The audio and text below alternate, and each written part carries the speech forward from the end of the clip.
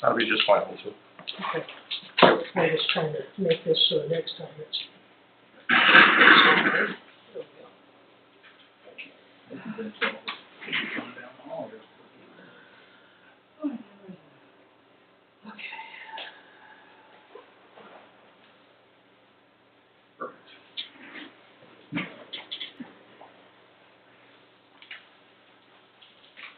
We're live. Call the meeting to order. I pledge allegiance to the flag of the United States of America and to the republic for which it stands, one nation, under God, indivisible, with liberty and justice for all. Mary Lou is absent. Fox? Yep. Ball? Yep. Hudson? Here. Nichols? Here. Miller? Here. Wolf? Here. Minutes of the previous meeting, special meeting, read and approved. Approved. The fiscal offer report, $1,928,775.80 in all funds, and $357,278.03 in the general fund. The bills were read and motion was made by. So moved. Second by. Yes. Pay the bills presented. Fox? Yes. Ball? Yes. Hudson? Yes. Nichols? Yes. Miller? Yes. Wolf? Yes.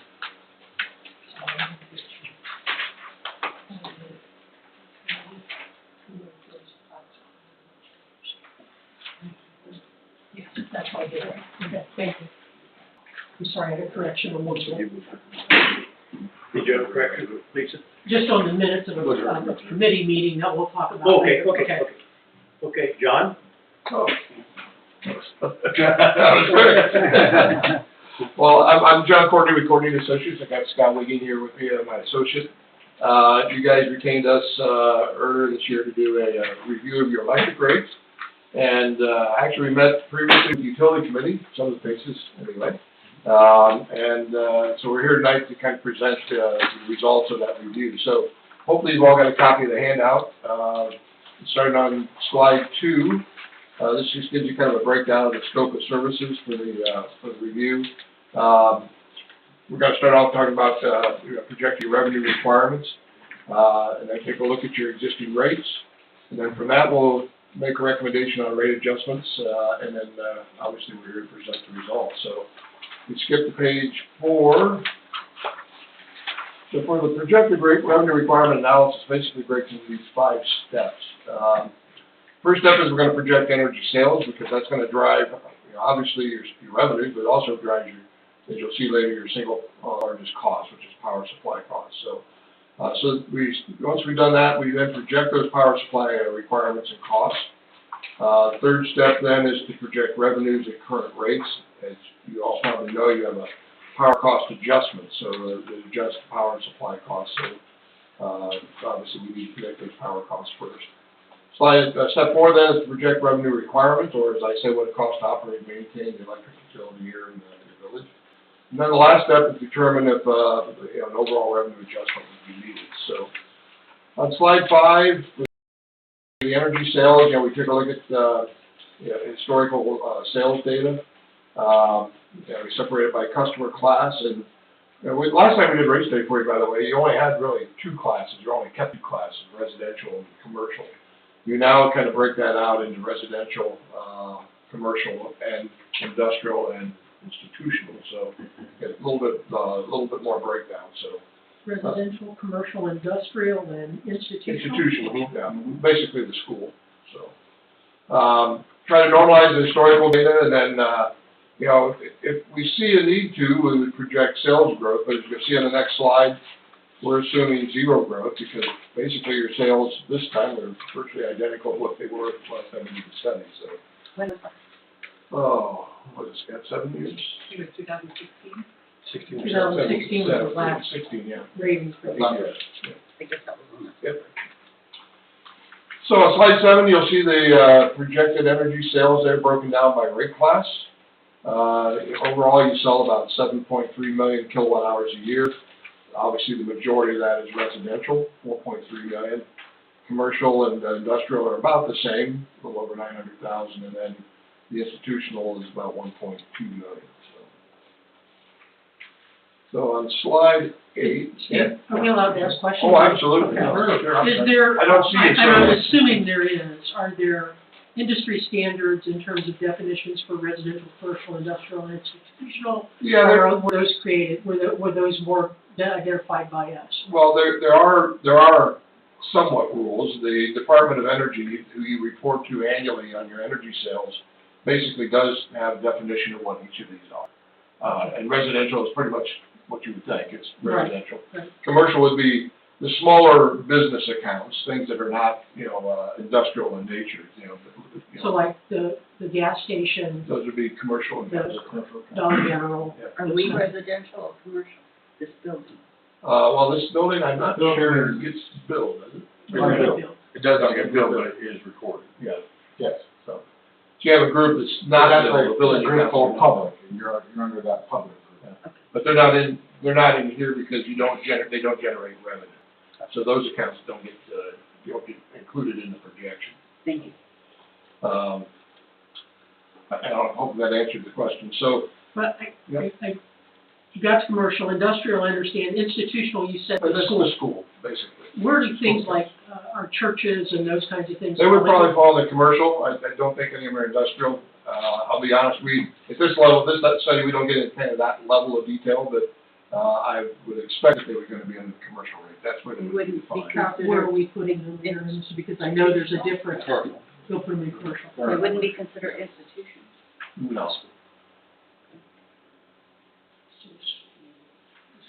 Okay, thank you. So the next page, slide 8, is where we project power supply requirements and cost. And you don't sell every kilowatt hour that comes into the electric system. You sell about 88% of those, so you've got losses in the system. Part of that losses is what we just talked about, the unbilled accounts. In fact, that's the majority of the 12% is accounts that you don't bill. But streetlights, for example, are in that number as well. There's also losses in transformers, there's losses in conductors. There's losses actually in if you have any left over, any old mechanical meters. Actually have a loss, they actually consume energy when there's no energy going through them. So 12% is pretty much what we would expect for a system of this type. So I think you're right in line with what we would have anticipated. Then, we're basically going to project your power supply cost. Next slide gives you kind of a breakdown of all the different resources that you have. And I'll be honest, we don't do the projection of the power cost ourselves. AMP is your American Municipal Power, which you're a part of, is your power supply agent. And because you've got so many resources, they actually do that for us. They've got better handle on what those costs are. So they actually provide us with what they think the projected average costs are going to be going forward. So, but you can see you've got a number of different resources there. Pretty good mix of different power supply. Do you, or are you going to later, do we know what the increase was from 2016 to, I know that it's gone up, I mean, there's no, but in terms of our costs through AMP, do we know what the difference in what it was then versus now? Actually, your power cost hasn't really gone up. It's got to be recalled. Because I thought we were on like a 30-year contract with them. Well, it's not really a contract, we buy at the auction. Right, but we had like a 30 amp buying something. Well, that would be I the don't- percentage of ownership we have, and this pie chart is our Okay. All of these are different supplies that you see on the chart, and they all have different terms. So some of them, for example, the hydros go out about 40, 45-year debt. The Prairie State is going to run out to the late 40s. The Fremont is about the same, a little bit shorter time frame. So they're all different resources, different projects, and have different lengths of term. But you basically get AMP that manages all of those resources for you. So again, it's the JV5, for example, on there, that debt's going to run out here in a few years, 2028, 2029. And did I hear you correctly say that our power costs pretty much have stayed the same? Pretty much. Yeah. Okay. Yep. So, the next page, slide 10, shows you then the projected power requirements and cost. And you can see for kilowatt hours, obviously those are, roughly about 12% higher than what you saw on the prior slide for sales. The average cost you can see is about 8.9 cents, or 8.97 cents for this year, almost 9 cents. AMP is projecting an increase in cost. We just recently had PJM is what runs the transmission grid that you're connected to. Okay? You're connected physically to AES Ohio. We still call it DP&L, but basically you're connected to the grid through their system. But the transmission grid all the way from the East Coast to Chicago is run by what's called PJM Interconnection. It's a not-for-profit entity that basically manages the transmission system, manages all the generation on that transmission system. And so they go out for an auction they used to do it every year. They got a little delayed with COVID, but they go out for an auction for capacity, generation capacity, to make sure they have enough capacity to serve all the load on that entire system all the way from the East Coast to Chicago. What happened was this most recent auction, the price went up considerably.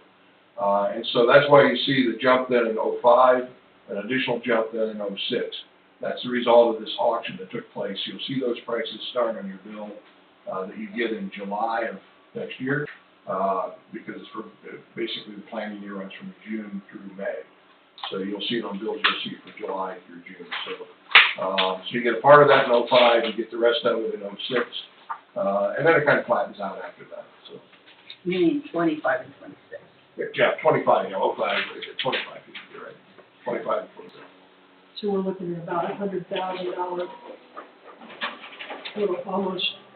almost a little less than $100,000 by 2020. Oh, yeah. Yeah, and keep in mind, that increase actually gets recovered through your power cost adjustment. So. Right. I just want to say it out loud so the camera, because people on camera can't see this. So sure. We're seeing almost a $100,000 increase by 2028 that we're going to have to figure out how to manage. Okay, thank you. So slide 11, this is basically then the projection of revenues at current rates. And as I said before, we can't really project your revenues until we know what your power costs are going to look like. So you can see the little footnote down there at the bottom. This is what your power cost adder would be based on the projected average power cost for 2024.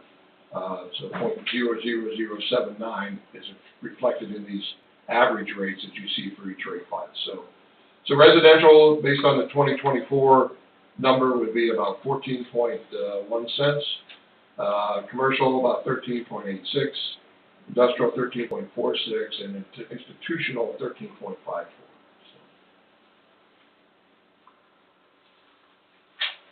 So with that, then the projected revenues, we basically take those average revenues and apply them to the kilowatt hours for each class.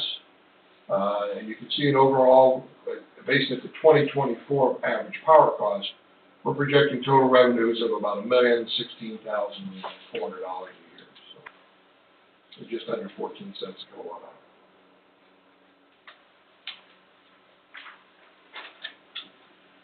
So now that we've projected revenues, the next step is to project revenue requirements. On slide 13 and 14, just kind of a breakdown of some of the different components. Obviously, we take a look at historical data, try to normalize that data. And then, again, we've already projected power supply requirements and costs, but trying to anticipate any changes in operation. And one of the things in particular, we talked about with Aaron is, the need for some additional capital outlay that you'll see reflected in our projections. I think you're having some pole inspections going to be done, and certainly going to lead to some pole replacements. So, which by the way is a good thing to do. We had a client about your size not too long ago, ended up putting about $400,000 of improvements in their system, mostly poles, and it virtually eliminated outages caused by related to the system. So it really made a big difference. So. Inflation, we built in 3%. I know it's been higher than that. We've tried to capture that increased inflation in the projections.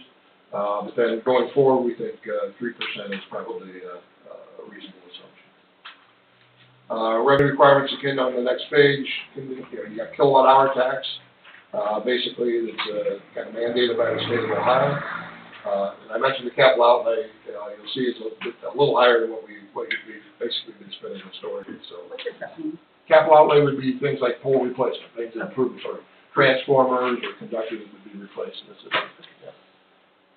Things that have a long life, as opposed to supplies and materials that kind of roll over year to year, so.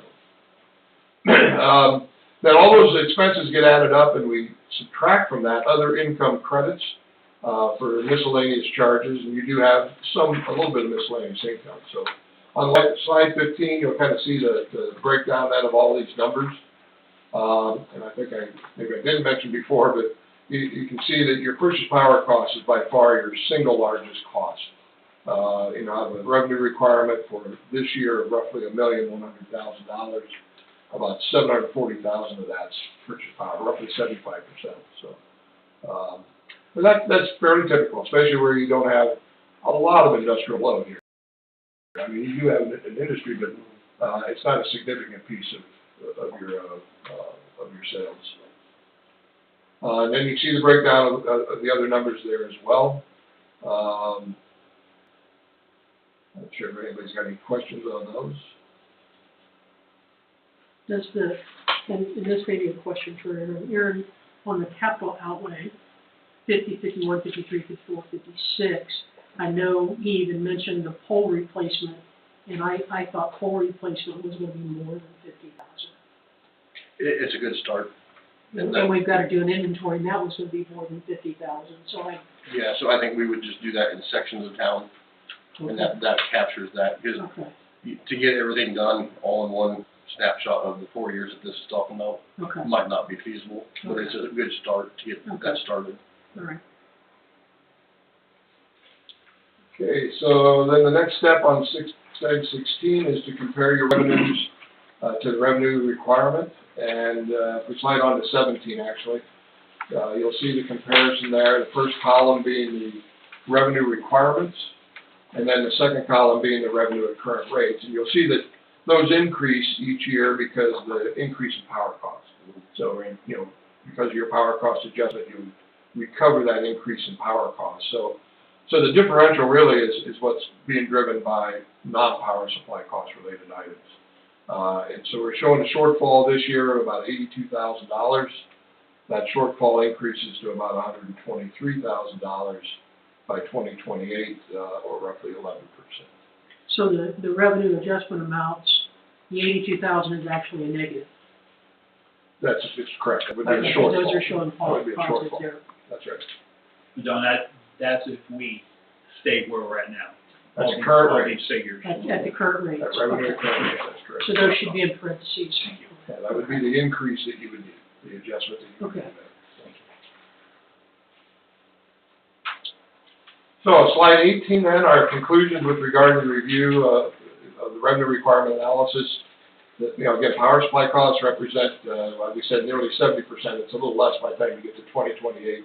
But your projected revenue at current rates are not sufficient to meet your projected 2028 revenue requirements, and that revenues would need to be increased by approximately 11% in order to meet the 2028 revenue requirement. How often in other municipalities do you do rate studies? What's your average? Well, AMP recommends that you should do it at least once every 5 years. Okay. I know you guys were a little behind that, you know, since the last one. At minimum, they at least want to see this type of analysis done, what we call a review. They really like to see you do a full cost of service analysis. And then in the cost of service study, what we would do, the next step we'd be going to is to talk about cost of service analysis, where we would take those revenue requirements and we would allocate them to each of those 4 customer classes. And then we compare the revenue from those classes to the cost to serve those classes. Mm-hmm. The idea being that, you know, it's one class subsidizing another class. Mm-hmm. And that's what we call a full cost of service study. You know, here you opt to just kind of do the review. That's, you know, kind of the minimum that AMP likes to see. And part of this really came about too, the fact that the last 2 years your electric fund's seen negative cash flow. Mm-hmm. As a result, you've not met what's called your debt service coverage requirement on the Omega JV5 debt, the hydro plant. And this may be a stupid question, probably uninformed on my part, but he may have said it. What's the benefit to the village to do the full Monty, the rest of the study? Well, the benefit would be that then we could develop rates, or you could adopt rates that are more in line with the cost of service. As you're going to see here in just a second, you only really have one rate for everybody, and Right. yet the cost of serving customer classes is different from one class to another. A lot depends on how their load contributes to your peak load, because a fair amount of your cost, your power supply costs, I should say, are fixed. They don't vary based on how much Based on energy that you peak in the summer and the winter, right? That's right, and so, I just mentioned the PJM, the capacity auction that they went through, for example. Those are capacity costs, and you really want to recover those costs from the customer classes, you know, in proportion that they contribute to the peak load. Mm-hmm. And without having, one of the problems, we ran this in the last study too, was you really don't have demand data to do that. And so it really, we really wouldn't have much, other than our subjective input. You don't have a lot of good actual data on the demand for your bigger customers. So what you're going to see later, you're kind of jumping ahead a little bit. I'm sorry. That's all right. Oh, you're fine. Is one of the recommendations would be is that you basically install demand meters on your larger accounts, your industrial, institutional accounts in particular, so that we can come back to the next time you do a study, you'll have that data to do the full cost of service study. So, Thank you. no problem. There are no bad questions, by the way. So, slide 20, as I said, you really only have one rate schedule currently that applies to all customer classes. It has a customer charge of $5 per month.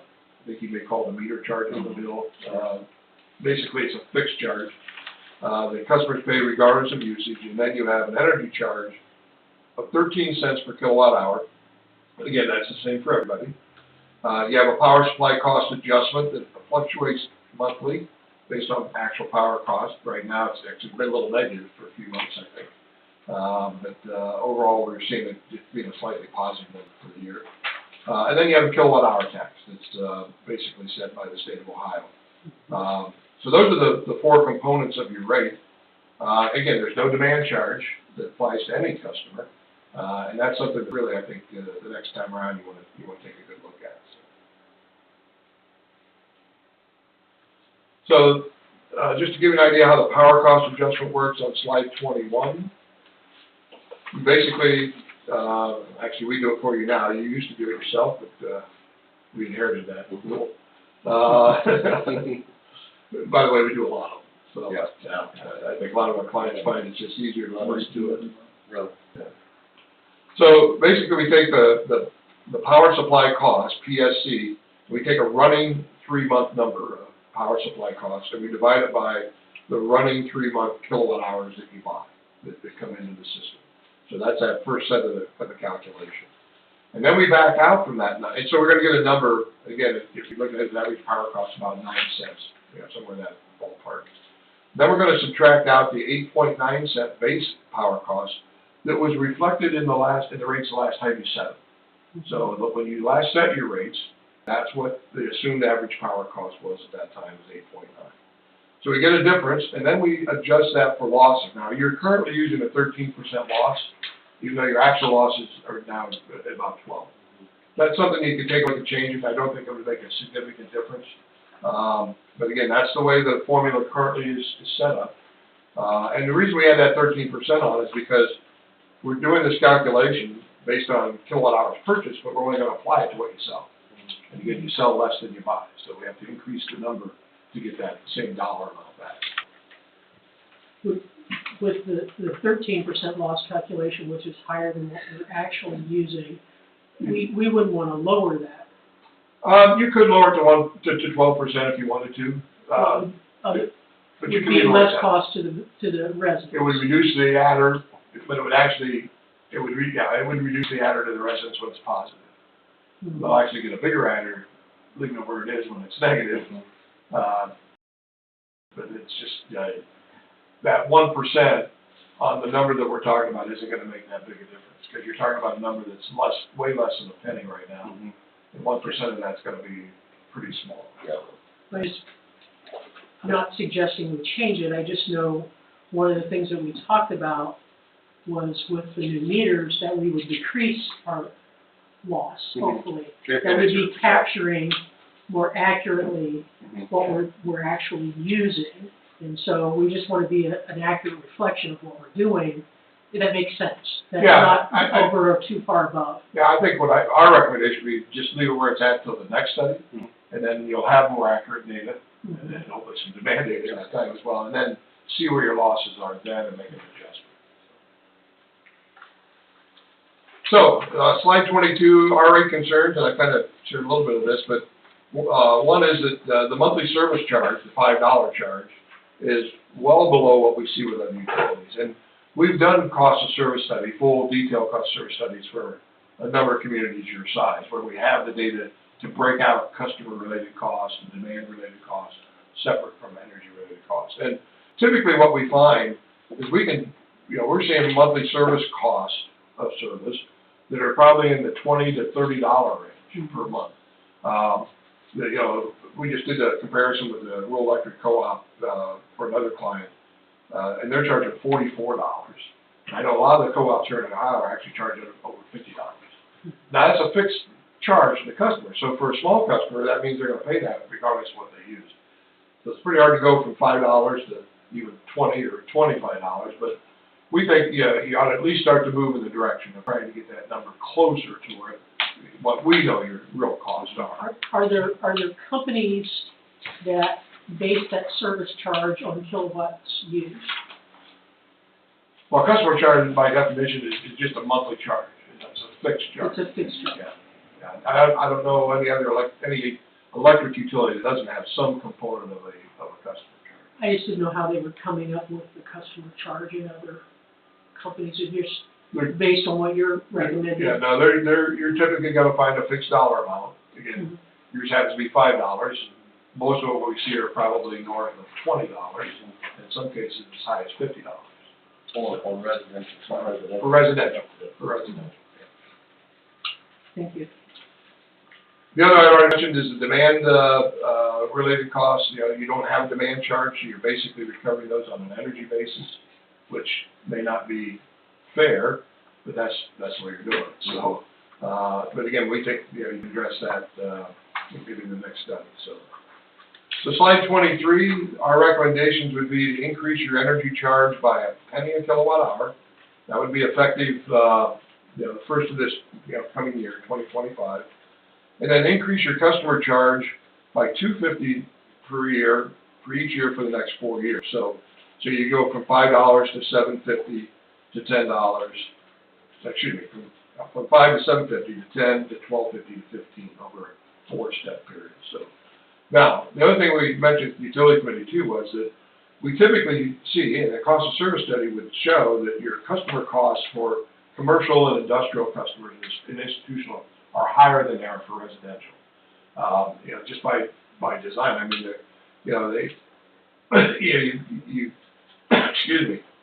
A large industrial customer doesn't have to make a whole lot of inquiries to you to turn out being a pretty big cost. So what we were recommending is that you would increase in addition to the increase in the $5 charge, that you would set the commercial customer charges at 2 times the residential, and set the industrial and institutional at 5 times.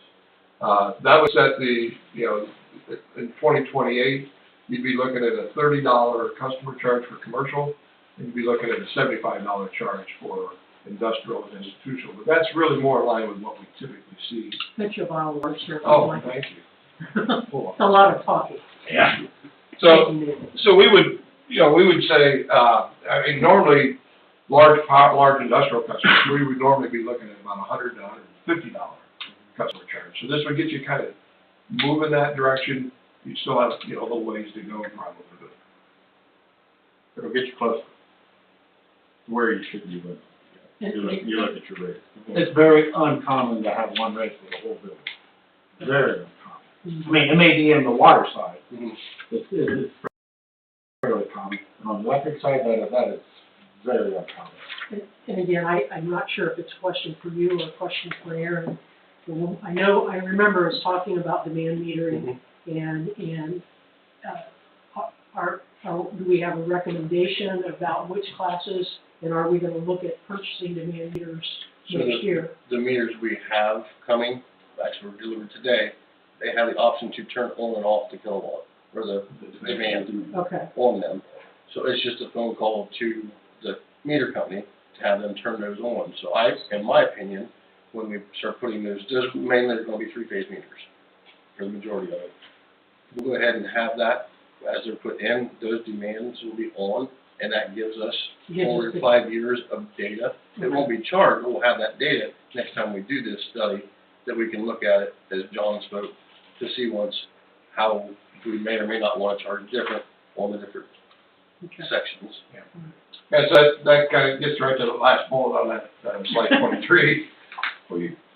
Do we practice this before we got? No, I used to be on the utilities committee, and I've met with AMP, so I apologize, but I have lots of questions. So, yeah, as we just talked about, we'd like for you to accumulate some, demand data for your industrial institutional customers for use in the future studies, so. So slide 24, it actually kind of just summarized, I mean, again, the revenue requirement analysis said you need to increase revenues by 11%, in order to meet the projected 2028 revenue requirement. And to do that, we recommend that you raise the energy charge, by 10 cents a kilowatt hour, effective the 1st of 2025. 1 penny. 1 penny, not 10 cents. Oh, 10 cents, I say 10 cents, a penny a kilowatt hour. You'll give everybody a heart attack. Yeah. Penny a kilowatt hour. Well, I gotta say, 1/10 of a cent. I gotta quit looking through the line on my Bible. Penny a kilowatt hour, yeah, not 10 cents. And then increase the customer charge like we talked about, $2.50 per month for each year for the next 4 years. But then set the customer charge at double that rate, and then set the institutional and the industrial at 5 times that. So. And then, we already talked about the demand meters. So I think that's all we've got. Have we discussed these, in my mind, exorbitant, no, I'm basing it on what we are charging and not what somebody else is charging. But we only have one real industry, right, here in our village. We do not want to lose them. Correct. And 5 times. Oh, Well, but they were only being charged $5. yeah, Right? I mean, they were only being charged $5. It's not 5 times the rate they're paying, just the customer charge. Be on our current bills, it's called the meter fee. Well, have we had a discussion with them in any way? No, but you're talking about going up to $30 to $40 in 4 years. So their bill will go up Well, $40. what is their current, they're paying $5 right now? Mhm. So we're asking them to pay $37.50 next year. Mhm. And Yeah. my That's economy, school. and I'm a very sensitive person, I've been sitting on the floor. Again, I'm just asking, has there been a discussion and what are their feelings on? No, I mean, that is less than what they're getting charged for the sewer rate that we just put on. John, correct me if I'm wrong here, the reason we're 5 timesing and 2 timesing those folks is because the equipment that they have to handle the electric that goes to them costs so much. And if something goes down or needs repaired, it's on us to fix that.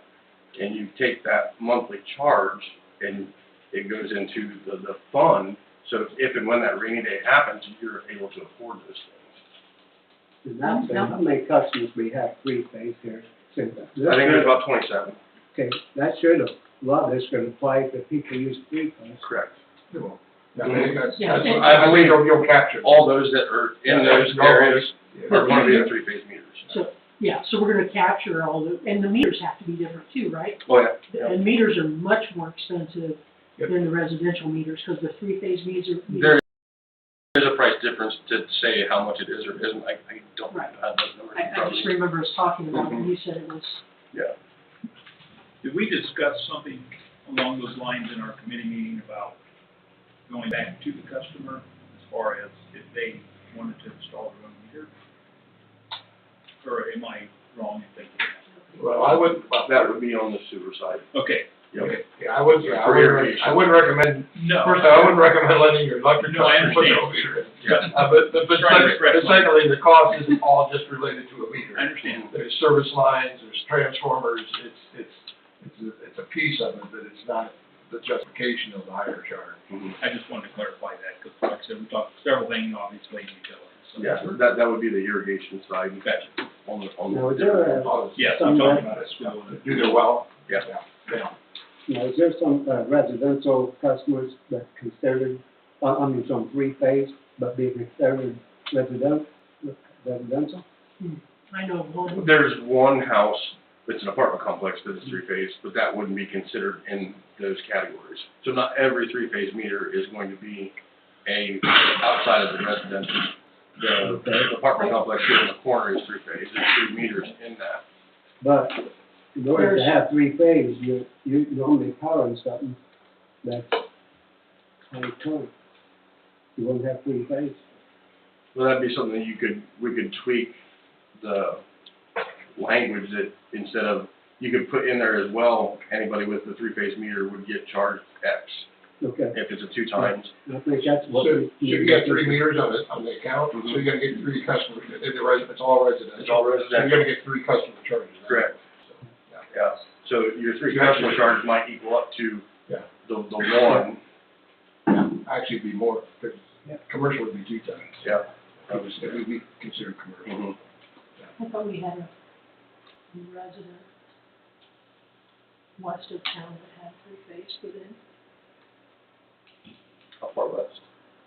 almost to the edge. There was never 3-phase put out there. Okay. It was talked about. It was talked about and wanted, but it didn't Okay. financially make I sense. didn't know if it was ever done or not. Yep.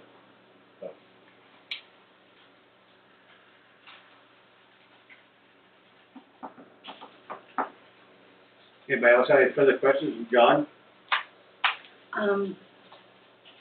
Are there people in the community, the demand thing is different in my mind, like the water thing. If they're using, there's a set amount, Mhm. and then if you exceed that, do we do that with electric at all? No. It's basically flat all the way across the board.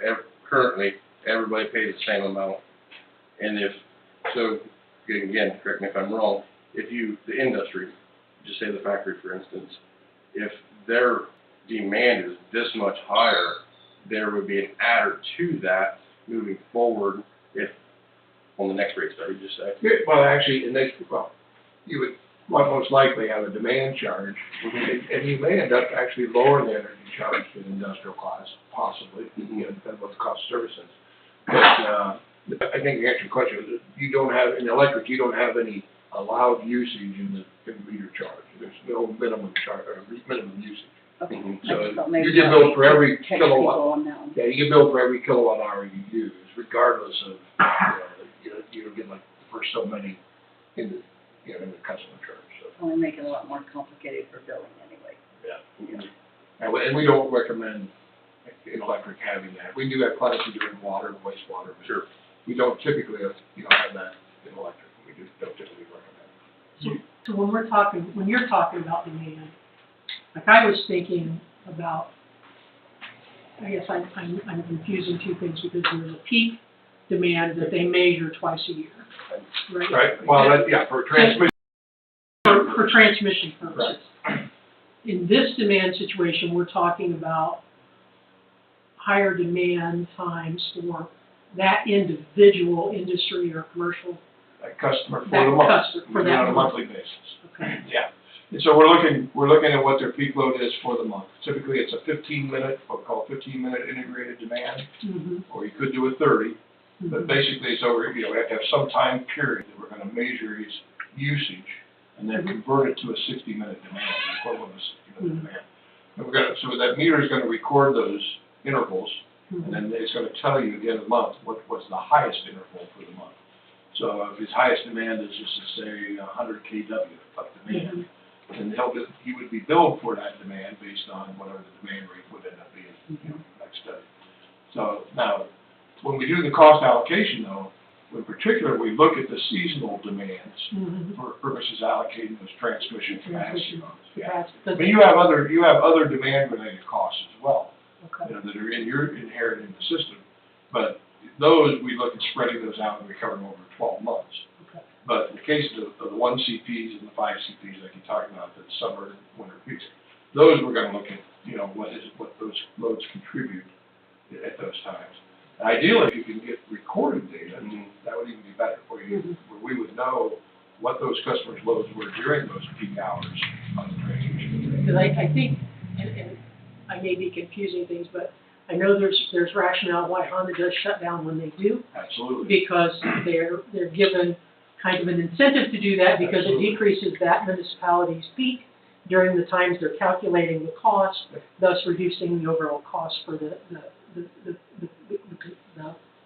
buyer of the electric, not the That's right. provider, not the. And that's something that, you know, when you get to the next study, that's something we can sit down with the industrial customer and see if they have that ability to reduce load, what we call peak shave, during those peaks. Mhm. We've got clients who have rates, and often it's typically larger cities where they have, it's a little more complicated, but where they have industrial customers who shut down during those peak periods Right. to try to avoid contributing the load to that, so.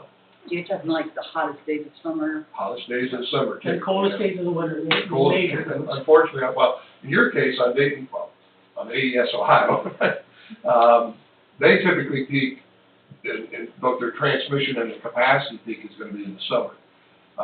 Unfortunately, Scott and I have to live on AEP Ohio, American Electric Power, and they peak sometimes in the summer and sometimes in the winter. And so their transmission peak, the last 2 winters, has actually been in the winter time, which makes it a little more difficult to kind of control.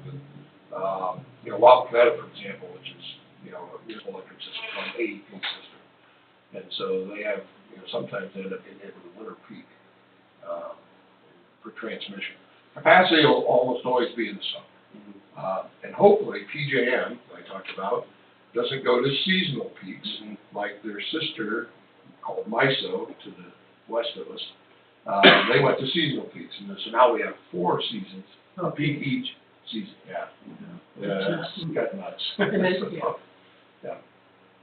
So, yeah, if you could do that, Aaron, with the meters, if you can store, record data, that interval data, and just keep it on the computer. Right. For the next study, that would be real. I think, in my opinion, not being on the software side, I think that it seems the software is there, just a matter of turning it on and Yeah. recording it, printing it out for those 4 sections, Yeah. and putting it in a file. Yeah, that would be Can- real. Yeah, can we store it digitally for them? Because I know digitally would be the way to do it. Oh, yeah, no, that's the way you do it. Yeah. Store it on a hard digital. drive or- Yeah.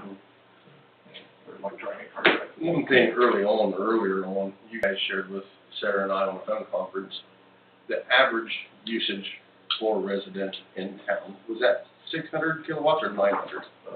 Scott should have that. Thank you, that was one of the things I looked at, like, what is our average monthly resident?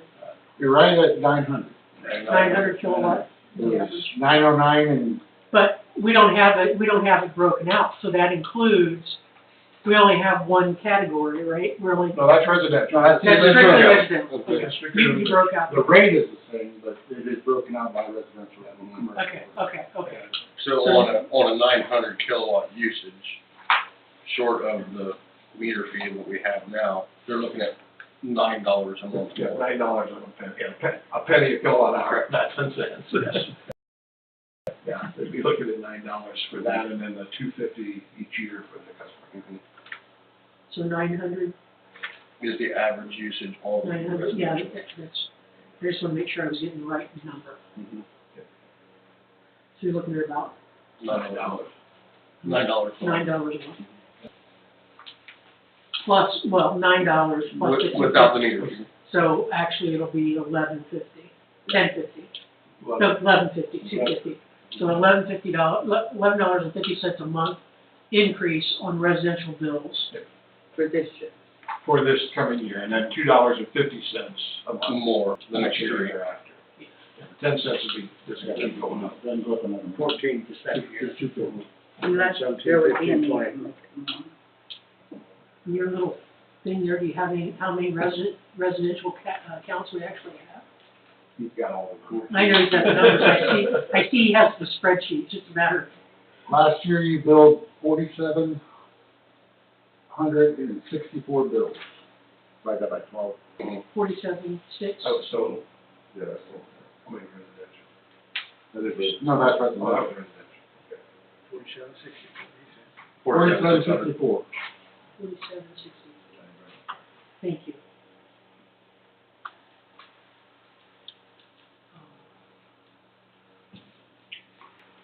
You did 564 bills for commercial.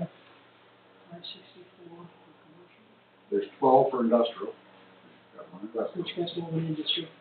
And then, institutional, there's One, 84 bills. 84, 7 different bills. So you may have, your churches may already be on institutional. and churches may be I think institutional. that, You may wanna look at maybe putting them on there.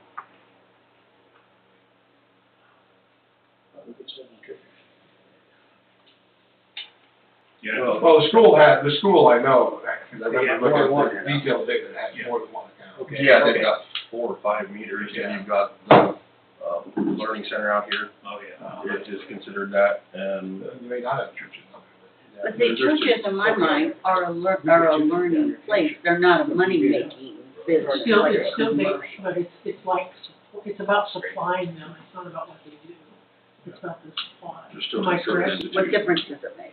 Well, Well, it makes a huge difference. it's, It Well, under the- makes a lot in the cost of what it costs to supply them, right? Am I thinking right, gentlemen, or am I wrong? Well, it does, but the way you bill them, it doesn't matter. Well, that would make- Everybody bills the same. Actually, they're, Current. it'd be cheaper on commercial, right?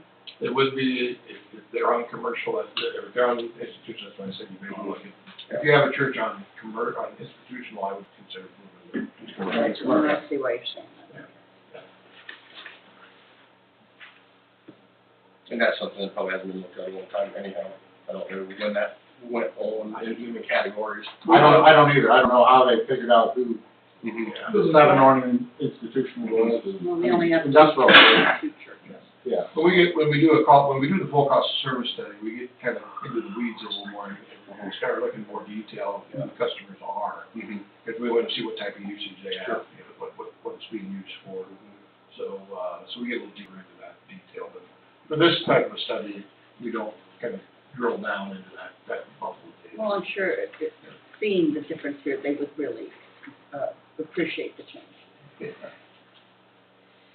So the annual increase on a residential bill is gonna be about $138 Annually. annually based on average. Based on average, you'll see about $138 annual increase this first year. The next year, it'll just be The the 250. $250. Correct. It'd be $3, $30, Yeah, 30. For the next, 250 3 times years. 12, yeah. Each year. I have to do my calculator meetings like this, because I Right. work very quick. Yeah. 24 plus 6. You spend So more it'd be $30 each year. Yeah. For the following. after after 2025. Correct. For the 6, 7, and 28 would be a $30 increase.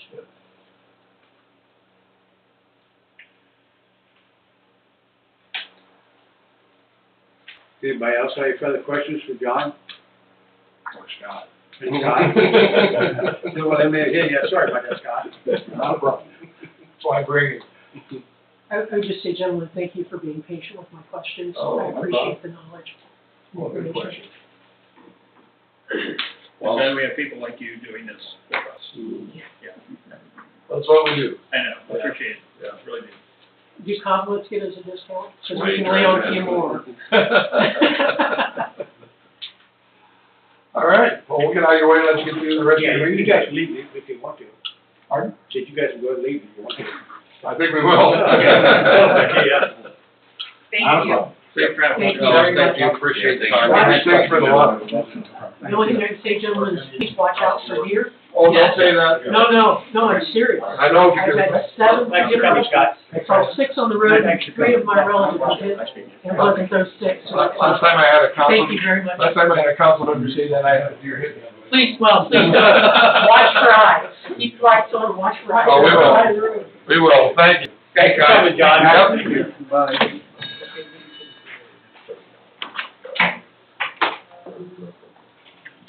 Okay, we'll go to the committee reports. I'm a penny. First, Mhm. let's go right on one. Park first. Utilities. Park first. Okay. Parks Committee met on Monday. I was a little late, I'll go ahead and say that. Administrator Bender went over the amounts for each grant the Village of Waynesfield received for the park projects. The village has received a grant for $352,950. It has been deposited into the account. The other grant for $348,000 has not. For this grant, the projects need to be approved for the funds to be released.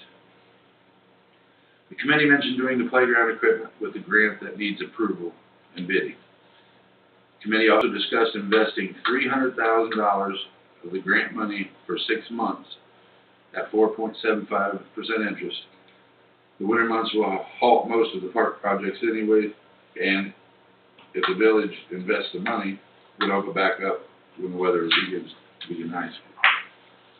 Nichols made a motion that we move forward with investing $300,000 and present it to the council. Wally seconded the motion. Projects, the committee asked that we would start on this fall. Administrator Bender stated he is waiting for a few quotes on the cornhole pads. Administrator Bender stated that he would like to get the concrete pads filled for the cornhole in the next 10 days. He also stated that he would like to get a community chest with cornhole bags. The only concern is people abusing this and the bags getting taken or lost. If this does occur, the village will not continue to replace them. Brian Shaw is working on getting quotes for the home run fence at the park fields. We will know more about that when more information is provided. Anybody have any questions for the park committee? You didn't read the second page. Oh. Thank you. No, it's all right, just trying to, Before trying to be you smart. continue, are you looking at home run fences for all of the fields or Just Diamond just One. the big? Just the big. Just Diamond One. Thank you. The committee stated that they would like to know the possible order of projects will go in. Administrator Bender and the committee discussed what would be first and why. The timeline would be important to have since the village has a year and a half to complete all projects. The park would be one of the most important projects. When that is laid out, the village will have a better idea of where everything else should go. Administrator Bender stated that projects would also be completed with weather permitting.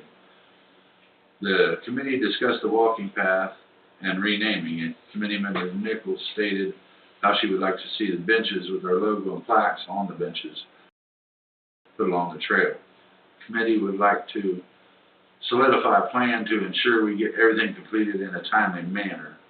Nichols made a motion to present to council our recommendations based on the village administrator's recommendation to put in cornhole, installing home run fence, and beginning process for playground equipment. I would only make one, and I gave it to Sarah. My recommendation, try to see this so I read it correctly. We talked about renaming the walking path and making it in honor of the military men and women who died in the line of duty.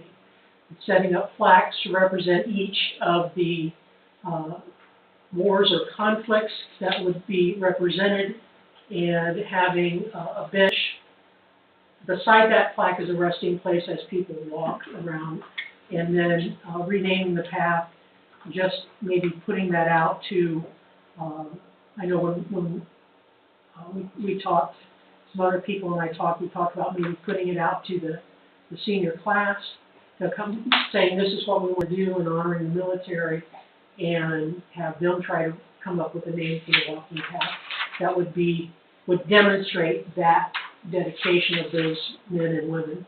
For us, it's right now only men. There's like 14 people who've died in all of the conflicts, starting with World War I believe. But don't we want to represent also those people who did commit and did live?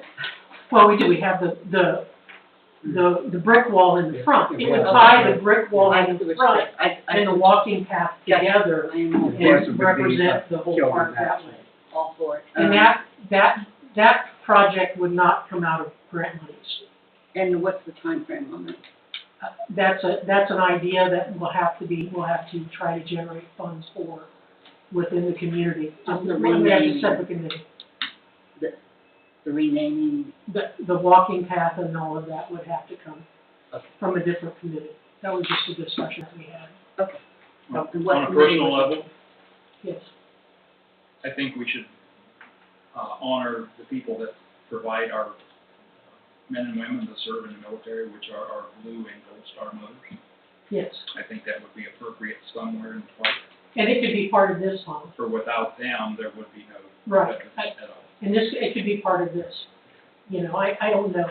This is a project that, to be honest with you, that I thought about based on a couple of books that I've read on, the development of the monuments at the Vietnam Wall and the statue honoring the nurses of the Vietnam War, and an autobiography that I read about the person who did that. And when I read it and we got this grant money, I thought, you know, what a neat way to tie the Veterans Wall in the front and the walking path and tie the park all together and honoring those, not only those people who served, but those individuals who died and certainly their parents. Yeah, mothers. Yeah, that was just an idea, so it's something that we can move forward with. That's always been in my. What committee would take that then? It'll have to be something outside of the council, but I'm gonna try to spearhead it when I have some time. So I benches, apologize. where them little plaques be, put on the benches underneath it, or what? My thought, Bob, to be honest with you, is I know, and I haven't walked on the path recently, but I think those concrete benches, are those on concrete paths? Yes. Yeah, so incorporate what we already have. Get like a powder coated bench with a logo of some sort on it, if it was the blue and gold, honoring the mother, whatever. And then, there would be a pedestal with plaques on it that would say, this would describe the conflict, and then who the people were that died during that conflict. Okay. It could also That'd just be be for like each a little, bench, right? Huh? That'd be for each bench? There would be, yes, A plaque and logo for each bench, okay. the plaque would be freestanding, would be part of the bench. The bench would be a separate thing.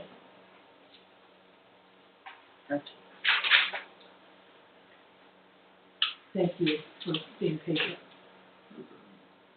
Moving on, building and property maintenance. we had our meeting on October 9th, and, we discussed properties that have been brought up. We have gotten to the place where we have got to, serve them. That would be where we are. We did discuss,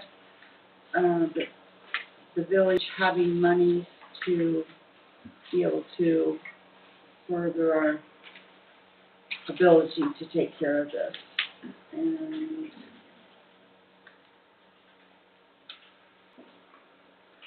we talked about the property enforcement steps that had been approved by the former attorney, but it was questioned as to whether or not the council should make that an approval item. And I guess I don't want to talk about the complaints about properties, but there was an arson fire, so Tom was, there was a question about any kind of thing like that happen, what the days are allowed for the person to clean up. And then village administrator Benner will be asked about the situation of the Pence building. but maybe we want to talk about that tonight too. And then our next meeting will be on November 18th at 5:30, if possible.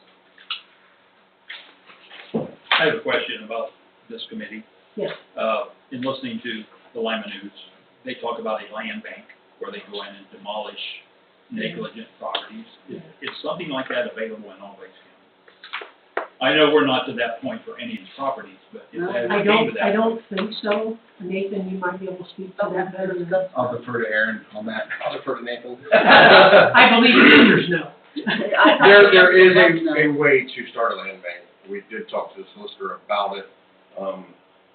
Tom, to your point, I don't think we're there yet. It's something to entertain, to know what we might want, if there's want or need for it, to know where we stand with it and what it takes to get it. I mean, those things. this is a countywide.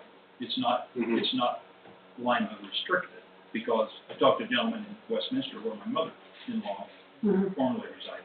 And there's 3 homes in Westminster that are gonna be demolished under that program. Mhm. So that's why I wondered if all places, That's interesting. I didn't know that. but that's a Lima address too. It's an Allen County. But it's still, it's a Lima address, so I don't know if it falls under that Lima area.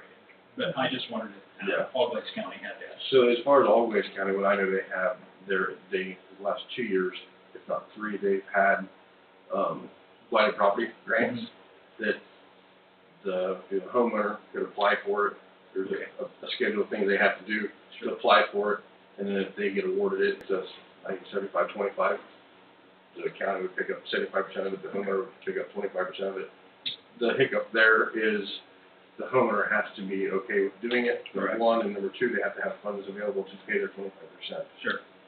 I know I've been to 2 meetings on those, and from when it started to where it is currently, they've got a lot more traction on it. Just more people knowing about Mm-hmm. it being available, and people taking advantage of that. Okay, thank you. And, on the same regard, we had talked about, it being in the appropriations possibly for next year to do something. And I know we have appropriations, what's that? We put money in, again, in this next year's appropriations So you did. for that. It's just a big question, nobody knows what dollar amount that could end up being. So, we put in, we thought it was fair to start, even the attorney. Again, there's lots of questions that you don't have answers for that have dollar signs behind them. So, to say we can cover anything we do, I can't say that, because we don't know what we're going to get to. We're still with our hands tied, I think. Is that kind of related to the county auditor? One million, Or sometimes, I know on the land bank, yes, because sometimes you hear on the news, the land bank has something to do with the county auditor up there, Rachel Gilroy, right? We're kind of working through that, right? Rachel, yes. Or just a state of Ohio offer. I don't think the state will go into local government like that. I think it has to start with county or local government first.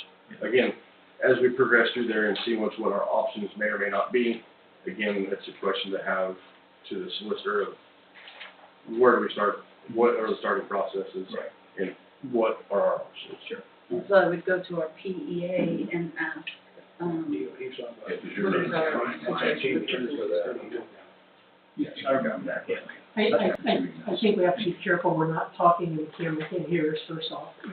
Well, he just said that. Oh, no, I'm not just talking about you, Hasn't there done were several going on. I think what I'm hearing is Chief Mater and Administrator Bender have been talking about options. And as part of the property maintenance committee, Chief, I would hope that you would bring that to us at the next meeting, what direction, because there is no answer right now. Am I correct on that? Between you Yeah, guys, there's just options. just options. Right. And honestly, at the next, meeting, the assignment notice has been sent out. You'll see in my report, I don't want to jump ahead, but the assignment notice has been sent out, for the one property. So the first part of that hearing will be a hearing basically with that individual, and depending on what the property maintenance committee determines, will determine the next step in the process and that type of thing. And Council Member Ball asked me about the, what did he ask me about? The process on whether or not the solicitor has approved, whether or not the council or the committee has to adopt the official process. I've sent 2 emails and I have not received any response back. So that's where we stand on that.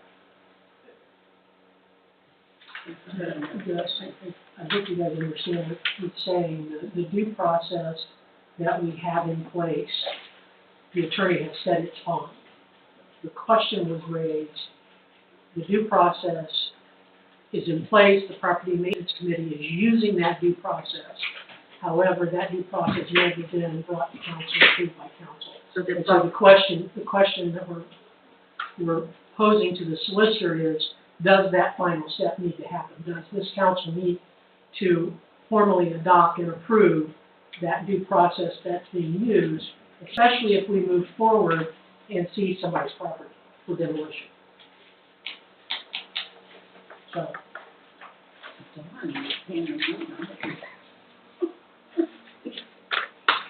Okay, moving on to Finance Committee met October 7th, 2024. Most of the stuff was discussed, you seen in your paperwork. I've been talked about, except the last part of it was upgraded trailer. Probably Aaron talked about that during his time. Okay, moving on to police reports. what trailer are we talking about? Because I didn't see it in here. I was gonna ask, but then he said he was covered, Yeah, so. it was, I kind of forgot about that, so that's why it's not in the report. It's not in there, I didn't think I'll so. hit on it. Okay, Oh, I'm sorry about that. that's all right. I just didn't know what trailer we were talking about. Thank you. The council has my police report. The only additional piece of information I have is just a reminder that trick or treat is set for this Thursday, October 31st, rain, snow, or shine. The weather doesn't look very favorable Thursday, but history has had it. Sometimes it's nice, sometimes it's not. But some folks have expressed in the past they've taken off work specifically for trick or treat.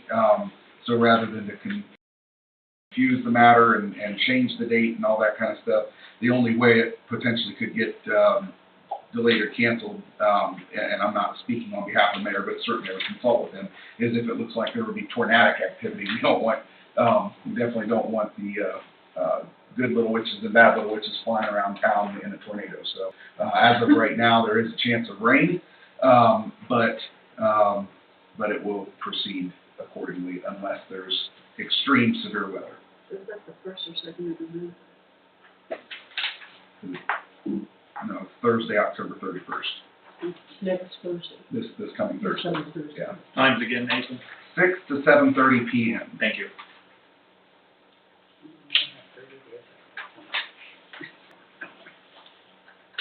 Question about the police report. Are you gearing up for the football playoffs through the police department? So, yeah, I mean, it's going to be handled similar to a regular season game Okay. For us.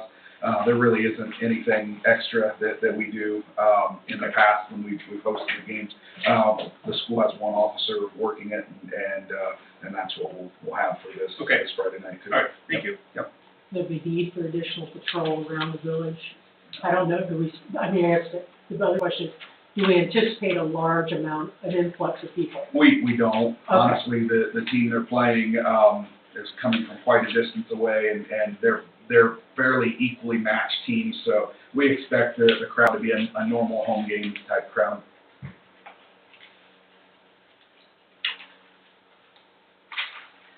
Question, we have this disaster plan, is it approved in? No.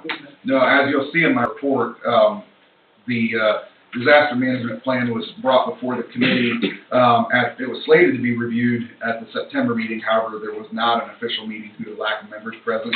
So it'd be my recommendation that the safety committee meet before the November meeting, so council as a whole can see the proposed disaster emergency plan at the next regularly scheduled council meeting.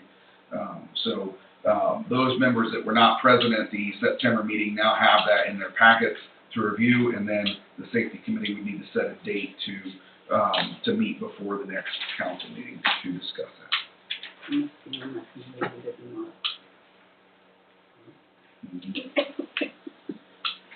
Anybody else have any questions for Nathan? Move on to the village administrator report. Well, we'll just go ahead and start with the electric side of things. Have Ankin tomorrow work on a couple pole replacements. It'll be one pole that has a lot of things going on with it. Will be the first pole, that way if it runs into the next day. And then the other pole, again, we talked about this last month, but the pole at the main intersection on the northeast corner is being swiped by semis quite often.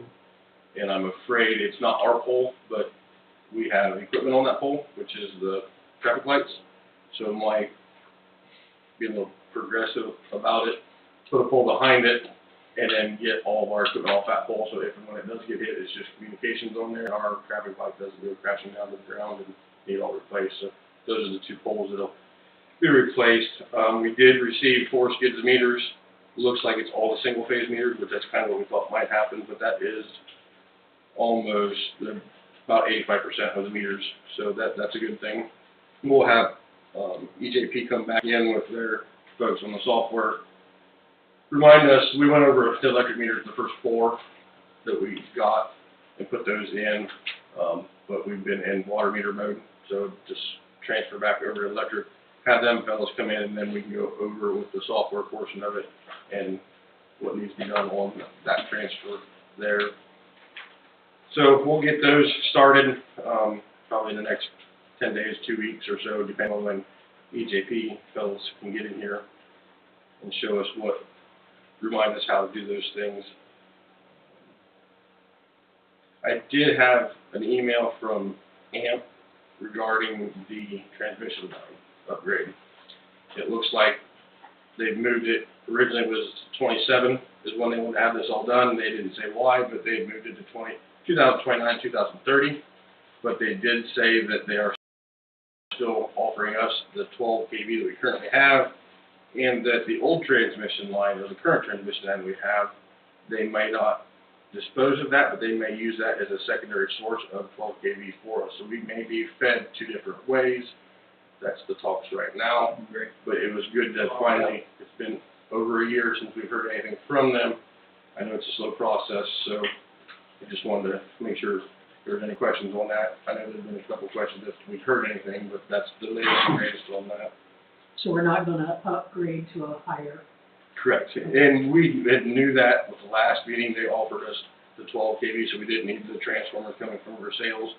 I have let them know before this that much appreciated that they offered them to us, but we don't need them because we're getting offered the power that we currently have. Moving on to the water and sewer departments, we do have a contractor in one of the last 11 meters that we can't get to for whatever, couple reasons. Out of those 11, there's only 5 left. I talked to that contractor today, and he's hoping to get back into that this week and hopefully have all those, other than maybe 1 or 2, that we might have to put meter pits in for. Speaking on behalf of the village employees, they are much appreciative of the new meters, because they said the ones that are in the ground, when they're laying out there on the cold ground and there's condensation on the meter and they can't read it, and they're laying out there for however long it takes to take that meter reading. Yeah. So these are a godsend. Yeah. Yep. The morale when it comes time, that time of month to read meters is a lot better. We've got some time, since it doesn't take as long. If you've got some inclement weather, you can kind of work around that a little bit.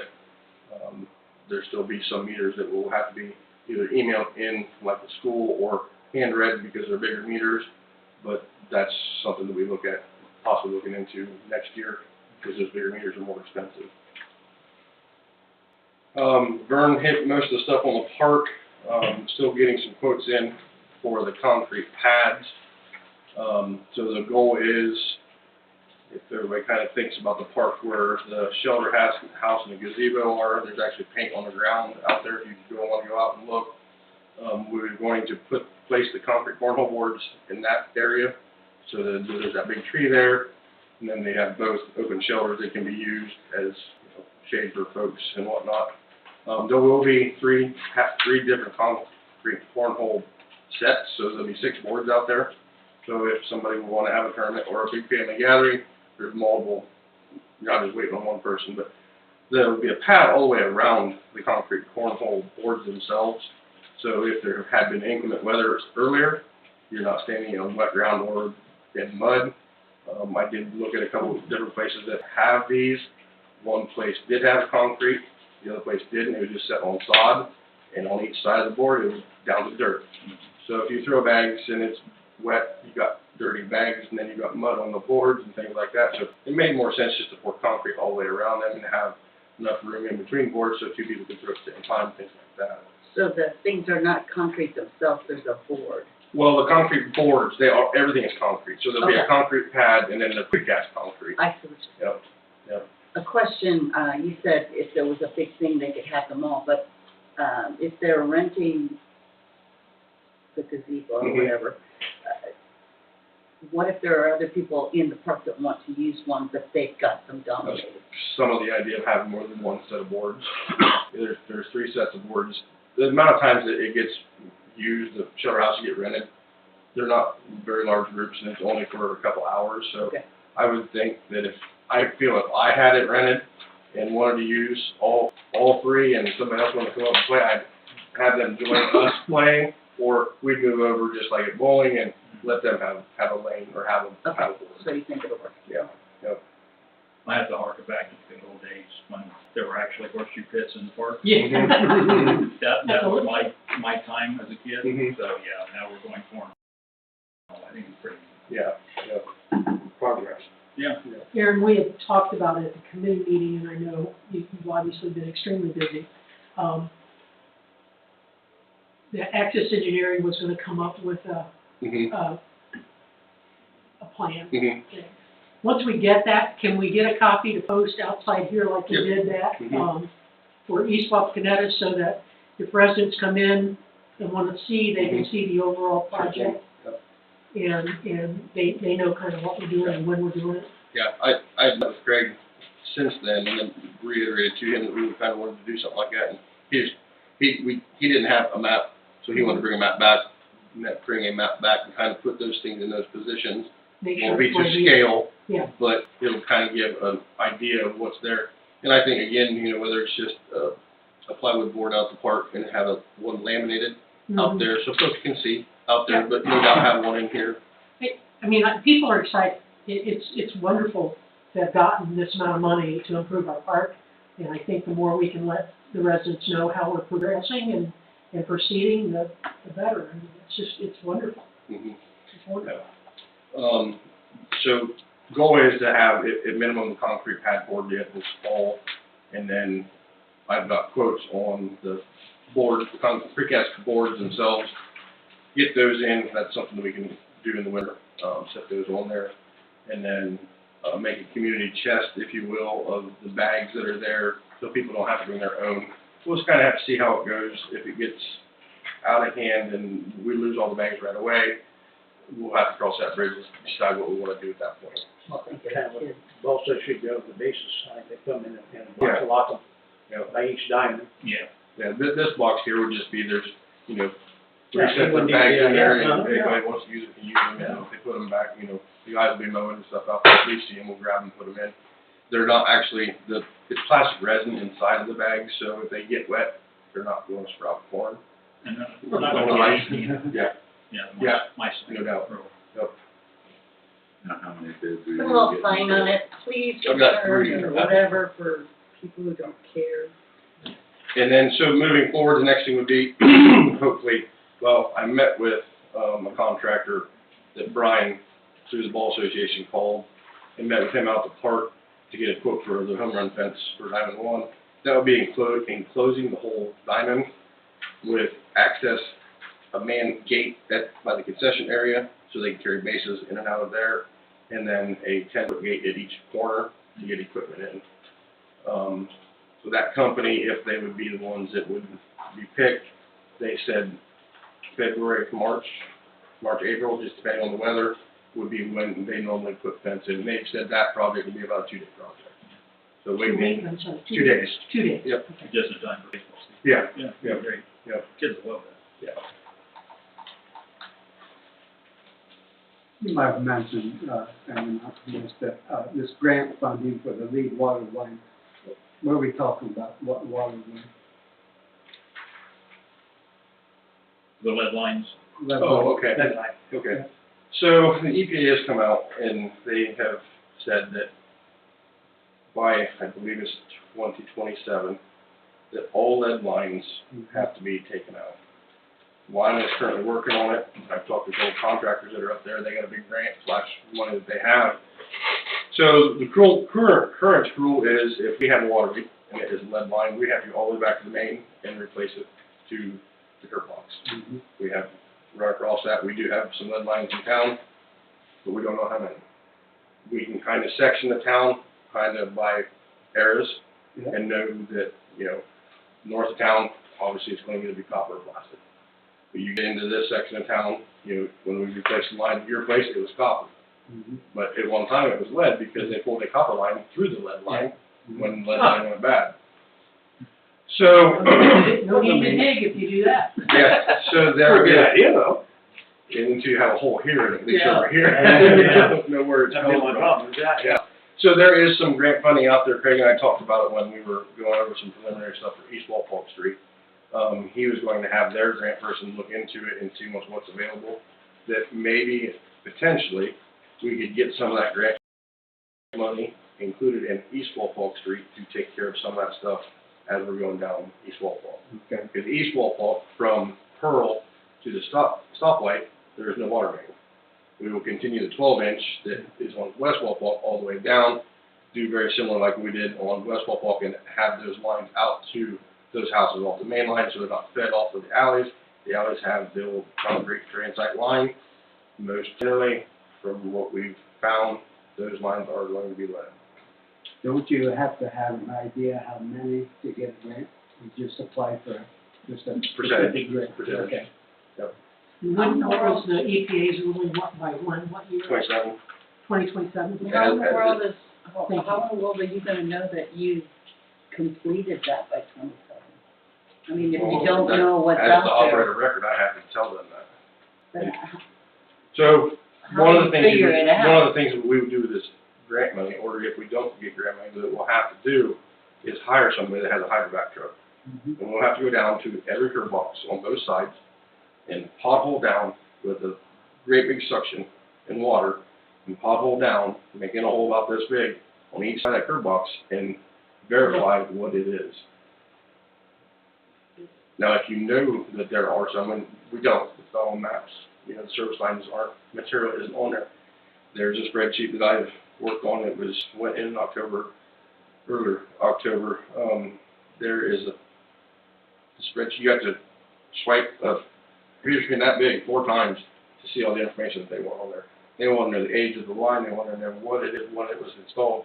There's a lot of stuff there's going to be question marks.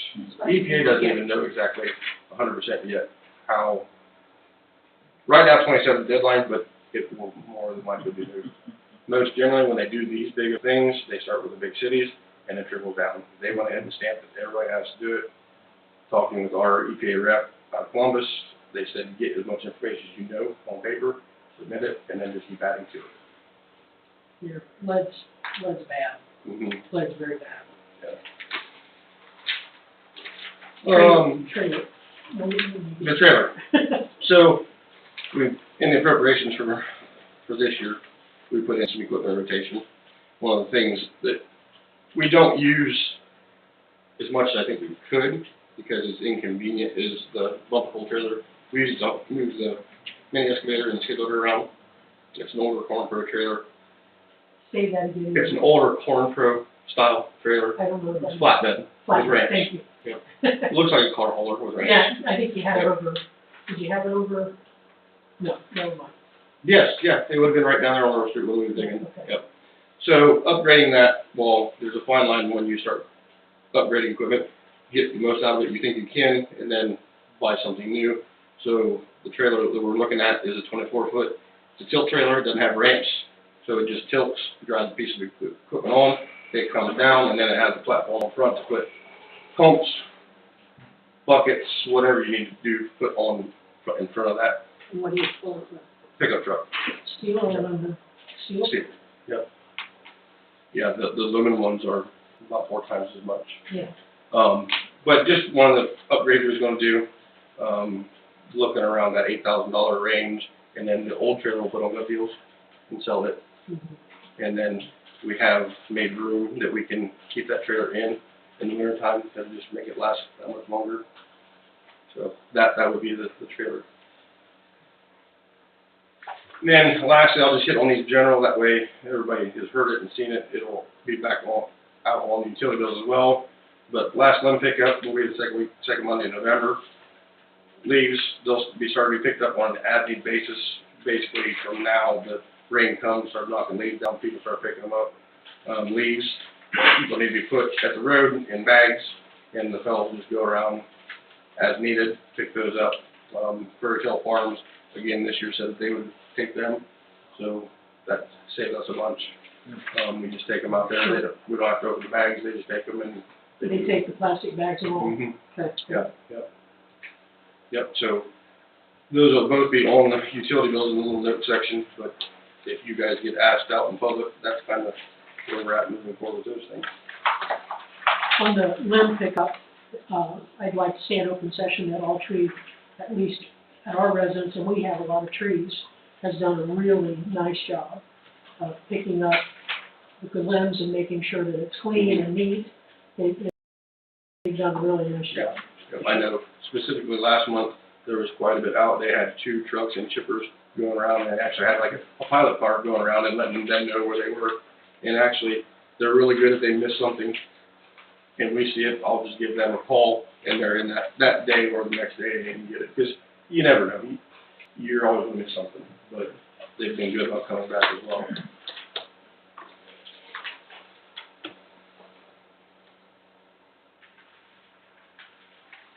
Anybody have any further questions for Aaron? Moving on to Mayor's Court. Mayor's Court, $1,402 was spent in the general fund for Mayor's Court. Moving on to the old business.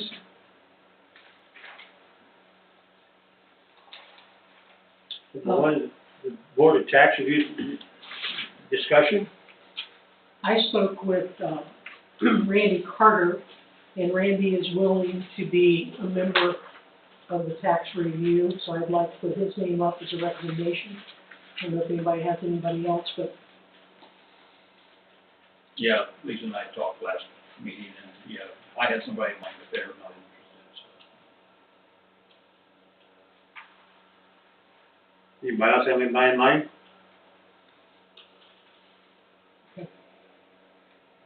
we'll see what we can figure out by next month, I guess. Sarah, when does this have to be in again? Well, we should have it before the end of the year, Okay. within that. So we So we can back with the next begin- month then. Huh? If somebody comes up with somebody for next month, we That would be fantastic, so yeah, we get it together then, yeah. And, I believe the mayor, did he, Yeah, Rodney talked to Bob today, that from what I understand, the council picks 2 Right. people, and then the mayor picks 1. The mayor just said, since I'm here during the day, he was going to just have me do it. How many hats would you like, sir? Just another feather in one. There you go. So, with that being said, the council would need 1 more, and then if we can do that by next month, then we're all good to go on that side. And just as a, it's just as an FYI, because I don't know if everybody's read through this, it's a 2-year term. Mhm. So, I didn't know it till I read through this for sure. So I mean, they can continue to serve after 2 years, and I don't know. There's also not an ironclad commitment. I mean, for some reason they're. They can jump, they can opt out whenever. Yeah, current, those we got in our packet, yeah. Okay, moving on to ordinance 2491, blanket purchase order amount. Did you kind of discuss what you talked about, Lisa? I called the state auditor's office and actually ended up talking to the auditor who's doing our audit currently, and asked for an explanation just so that I had information. So, actually, we are doing this currently. Sarah, when we do appropriations at the beginning of the year, next year, and every year, the fiscal officer makes blanket purchase orders that are attached to categories or line items in our appropriations. And those blanket purchase orders are for routine costs, things that we have to pay to do the day-to-day business, so that she doesn't have to do a purchase order when the guys need to buy gas, is the best example I could come up with. It is not, this blanket purchase order is not for emergencies like the pump that was $34,000. It's for day-to-day things. So we have that, we're doing that. What we don't have, from a legislative perspective, is a set amount that they cannot exceed. So right now, Sarah could write a blanket purchase order for $25,000 or $50,000 or $60,000. I mean, she's not. But because we don't have that limit set, the auditor's saying you must, by state law, have an adopted limit for those blanket purchase orders that you're already doing. All right? So when Sarah and I talked, she looked, and I think, Sarah, if I'm remembering right, the largest blanket purchase order you had was $5,000 and some change. Mhm. Okay? And so we talked about it, and because of inflation and some other things, we kind of came up with a number of $7,000 to recommend to council. Is that what we ended up doing, Sarah? Yes. And so the blanket purchase order ordinance would be to set a limit of $7,000 for those blanket purchase orders that she's already been doing and have been done for years. Because she just really did what Angie did. So, and Angie just did probably what Judy did. And Judy just did, it's just kind of that. So that's what that is. So, based on my information, I know how I'm going to vote, but it's something that we do have to put in place. I hope that helps. Anybody understand that? Okay, can I get a first motion to have the first reading of ordinance 24-9-1? I'll make a move that we adopt ordinance 24-9-1, blanket, ordinance establishing a limit on blanket purchase orders in the amount of $7,000. And we did not get a copy of that ordinance, Sarah. I'll bring it next time, I'm sorry. Okay. Can I get a second? Yes. Sorry. Fox, Yes. Ball, Yes. it doesn't need to be numbered. Okay. Hudson, Yes. Nichols, Yes, I'm sorry, I'm taking it. Miller, Yes. Wolf. Yes.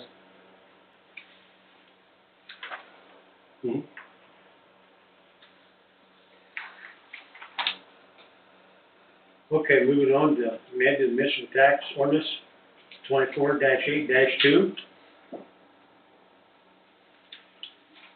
What are we correcting here, Sarah? What it was That was highlighted. I know, but I want to know what it was before. it was, we had it on B, me and the solicitor, I didn't know, when we went through, he asked me and I said, I'm not sure, so we kept it on the B. Well, when CCA had it, it was that we gave a full credit to residents, and it was changing over, I think it's in our best interest to keep it that way, and after talking to Rita, they said most municipalities have it that way as well. So it's not really a change, it's just making sure the verbiage is correct to continue what we've been doing. Residents who are paying taxes outside of the village, Yeah. nothing's going to change for them. No, because I don't want it to. Right. I just want to make sure. Yeah. Thank you. Just a question, why would they be paying other municipalities? When they work there. If you work in the city of Lima, you have to pay the city of Lima tax. Yeah, I paid Walpole. So why in the world would they pay Waynesfield anyway? They would if we didn't have this ordinance. Yeah. A lot of I times, don't if, understand that. if Walpole is at 0.75% and Waynesfield is at $1 or 1%, they would have to pay the difference of that. But if the municipality, Tim works in Walpole, if they're at 1.5%, he doesn't get taxed on 1.5% there and 1% here. So I thought just my thinking here, I thought you were only taxed on where you worked, not. But if that tax is lower where you work than where you live, you get that difference taxed at the village. So if, for instance, if the city of Walpole, where Tim works, taxed it at 0.5%, and the village taxes at 1%, he would pay 0.5% to Waynesfield instead of 1.5%. When I worked, I didn't get taxed at all, but I had to pay residence tax. Now Beth worked in the village, so she paid her income tax, Mhm. but I had to pay her residence tax. So we were both paying into the village. Mhm. But yeah, we were outside of town. makes tax people, that's why I have a. Well, I mean, when I worked in Zanesville, I only paid Zanesville tax, even though I didn't work there. I paid that because I didn't live there, but I paid Right. because I worked there. So I'm only going with what I understood. Can I get a first motion to suspend the rules 3 readings and declare an emergency to amend ordinance 24-8-2? So moved. Can I get a second? Yes. Pretty close. Fox, Yes. Ball, Yes. Hudson, Yes. Nichols, Yes, Yes. Miller, Wolf. Yes. Who said that? so I make a motion that we adopt amending ordinance 24-8-2. Ordinance stating that, residents who pay taxes outside of Waynesfield will not be charged unless that tax is less than what Waynesfield charges. Second. You say that, Deb? Yes. Okay. Fox, Yes. Ball, Yes. Wolfie, Yes. Hudson, Yes. Nichols, Yes. Miller. Yes.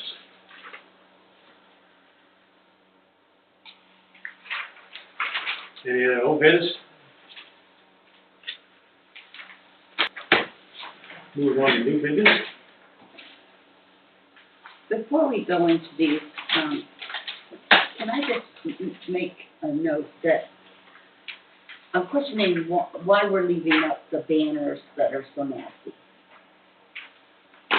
The fellows started taking some of them down today that aren't that bad, and then keeping in contact with the person at the Legion, letting them Well, know. I don't need You just, take them down, they're here. Terry Gordon. Yep.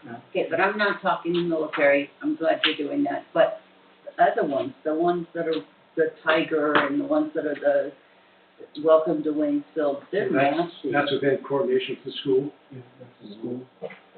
The village doesn't own any of them. I Those are- believe, like you may know, but I believe the school bought those, the town put them up. Then what do we do about it? I think it's a conversation for, School board, somebody should go to school board meeting. one of the council members should probably go to a school board meeting and ask them what their thoughts are on that. I can speak with the superintendent. Let's do those. Sure. Yep.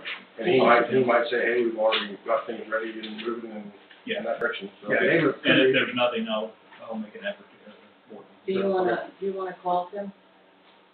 Tim's my neighbor. Do you wanna talk to him? Yeah, I just said I would. Tell him that I complained when I walked down the, I'll just say council was curious, yeah. they were pretty receptive when Jill and I first talked to them about putting them banners up. They were more than willing to do that. I just wondered. And they got our approval on what kind of design we wanted, really, also. So, okay, moving on, this 2410-1, the 2025 appropriations.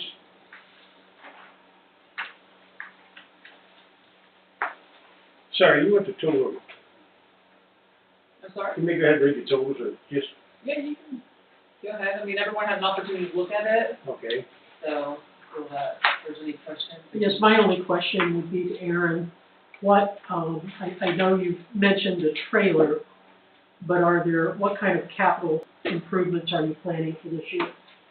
For 25, Yes, and, or vehicle purchases, that kind of capital outlay kind of stuff. so we kept about the same amount in for 25 as we did for 24. Like last year, we replaced a skid loader bucket that had holes in it. So just small things like that, you know, I think the bucket was like $1,000. The trailer this year would be, around that 8,000, then you'll have the money coming back from good deals on that trailer. The skid loader,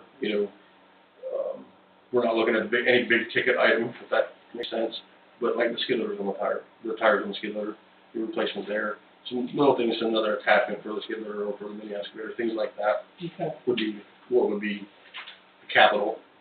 Is there, and I know, unfortunately, we're unable to, and I understand, unable to make the building and property maintenance committee meeting, but we have talked now for at least a year, if not 2 years, about penciling. Mm-hmm. What's your plans for that, or are there any plans for that this year? So we had in this year's appropriations to do that. Mhm. We got through halfway the year and didn't like the way the numbers looked, so I said, let's just tap the brakes. Okay, We did not put it in 25s. I wanted to, let's see where we're at in a year with the potential of the upgrades to the, building on the electric side of things, and let's get some built. We've been pulling out more, we've seen today that we're in the negatives. So I'd rather see some of that go back in for a couple of years and then kind of see where we're at. But definitely something that's done to it, but at the same time, trying to make dollar make sense at the same time. but just, I mean, it just is difficult for us to go to residents and say, your building's in disrepair, Mhm. and we have a building that's Mhm. not in the best of shape. And if it, something that might solidify that is letting them know that we have a plan, that in, whether it's 26, it wouldn't be 25 if we don't have it in the appropriation, but if it's 26, it goes back in the appropriations, or 27, whichever those are, maintain what we have, not putting extravagant amount of money in something that we just want to demo at the end of the day. But I think that would help as a guideline, saying that we do have direction moving forward. We could also say that we've been in a deficit with our electric. Mm-hmm. Careful with that if we're gonna raise their money, so we don't tell them we're at deficit after we raise the money. But yeah, thank you. Sarah, when Bob's done with the totals, would you reiterate what we discussed in the committee meeting about how you separated the one fund out, instead of, you're taking a little bit about each category? No. Is that what it was for? Mm-hmm. Do we need to do that?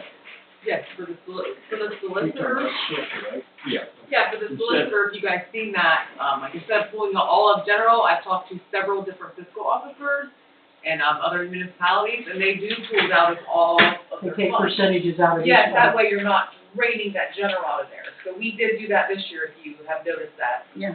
Is that amount gonna be enough with this new solicitor? Me and Aaron talked about it, we think we'll be okay. And we'll just, since this is our first year doing this, we're gonna seal it out, Okay, so, Thank you. yeah, thank you. I just want everybody to be aware of that. In case they didn't see it. I'm sorry, Bob. Sure. Mr. Mayor. Let's just do the total. Total fund. If that's okay with everybody. sure. Total of all appropriations is $3,535,529.34. Now, if you go to the next page, you'll see where I put down, like without the grant money and without the grant money in capital projects, because the grant money is not something we have to do operating expenses or anything else. That is specifically for the park. And, the capital project, that is for like the roads and, the grants or loans or whatever the grants that we get through there. When you take those out of there, our actual operating everything, expenses would be the last line in red, which would be $2,250,329.34. Where are we looking? When will we find out, Aaron, about, or have we found out about our, the grant for West Walkenetta Street, East Buffalo. East Walkenetta, sorry, going the other direction? Yeah. So we have Up at the top, you have to see that? we have the grant money through OPWC for East Buffalo. Okay, We did not get funded for the CDBG, which would have been the storm side. So we had a meeting with the commissioners, anybody in Always County that didn't get it. Us in Crimersville applied for it, neither of us got it. So we had a meeting with the CDBG person that is in charge of that, saying why we didn't qualify. mhm, And there's nothing we did wrong on qualifying, there were just other projects that were needed more ahead of it. Don't quote the numbers, but I believe there was $38 million asked for, and they had like 20 million. So our project along with several others throughout the state, but Always County didn't get any of the CDBG funding. So what we'll do is go back out for funding this next round to get it. Mhm. And then once we see, we'll do the project, East Walpole, and then we'll just put the storm in as it's going to go that way, because eventually it will. But we might have to dogleg and do some engineering, if you will, to get it to go in the interim portion of when that's done and when the new storm is ran. You tie, you know, and I know you know this, my major concern, certainly living on that side of town, in that part of town, is you drain all the water from the square east, Mm-hmm. and you run into what is existing, it's all gonna run right back to the low part of that side of town and sit. It's not gonna go anywhere. It's already doing that. Mm-hmm. So, you know, I have some huge concerns about where that water's gonna go in the interim of getting money to take it out of town. In the last meeting I had with the engineer, we had talked about not knowing what the bids will come in at. If they come in lower, we might be able to go ahead and get partway down with, you know, you don't want to start, perfect road, you start at the outlet and work back. But if there's money left over in the project, that we can start with the head and go through and get at least part of the way, that will help solidify some of that. But it very well may be a Because work what we in don't wanna progress. do, and I can see it happening, is make the water problem that's there Mhm. worse. Yeah.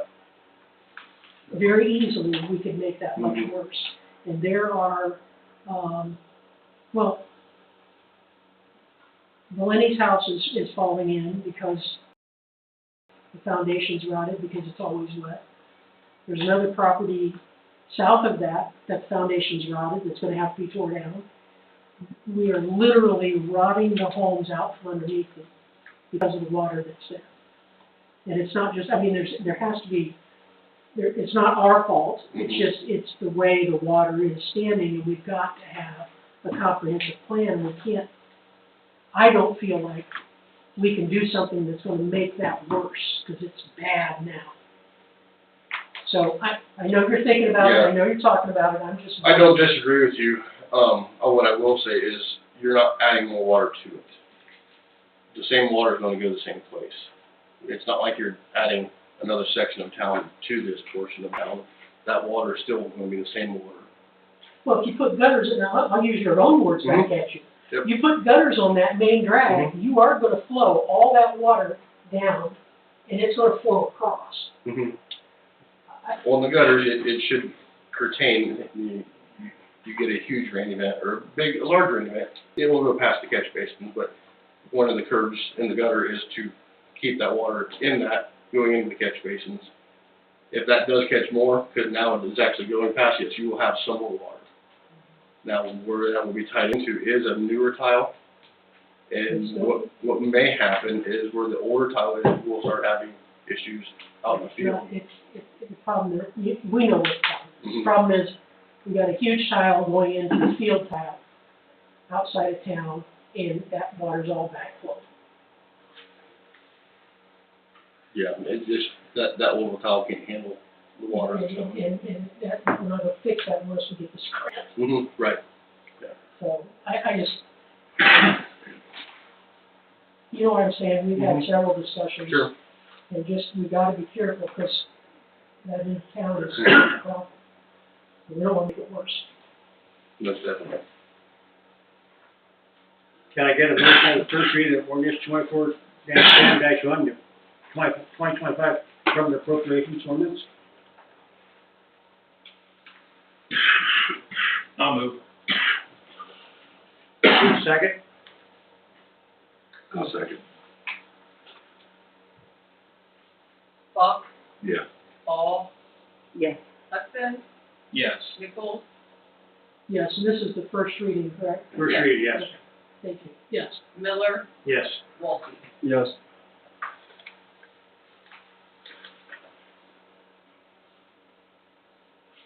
Ordinance, okay, ordinance 24-10-2, an ordinance to establish an investment policy for the village of Waynesfield and declare an emergency. Can I get it? First, And this, Sarah, you wanna explain this? this will actually allow us to invest not just the grant money from the state of Ohio, but this would give you, the fiscal officer, the right to invest any money that any large sum of money that we wouldn't need for liquidity in terms of paying our normal bills and appropriations. So if this huge grant that we get for West Wapakoneta Street, could that be invested through this? That's it, in and out, we don't We hold don't that get, we money, don't hold that money. county holds So that it's money. money we hold, okay. Okay. Sarah, I don't know, Bob, do you need more I make explanation? a motion to suspend the rules, third reading, and declare an emergency. Are we talking about ordinance 2410, well, or 2? Yes. So are we So moved. talking about, 300,000 or whatever it is from the park money? We'll move that to next, after we get this approved. Okay, then I don't know what this is. This is giving the village the authority and ability Invest money. to invest money, period. Whether it's the 300,000 or any other grant that we would get, that we would hold the money and not need to spend. Is there any way that we have money in our balance that we could also invest? At times, potentially, yes. That's why it's not just specifically for So this, this, it's just a policy that we have as an ordinance moving forward, that if we have, to Lisa's point, if we would have $300,000, $400,000 of money that we didn't need to work off of, we could invest that if it made sense, that if a CD, per se, was higher interest than what you're getting in the savings account. I'm with you. So where are you at, Bob? That motion to suspend the rule, third reading, and declare an emergency. So moved. Can I get a second? Second. Bach, Yes. Ball, Yes. Hudson, Yes. Nichols, Yes.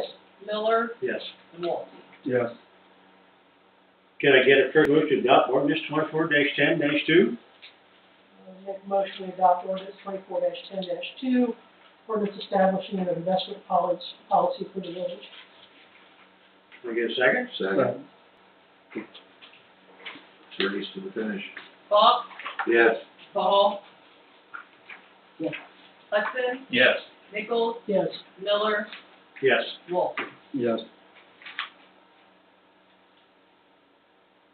Now, can I get a motion to approve the CD amount to move the $300,000?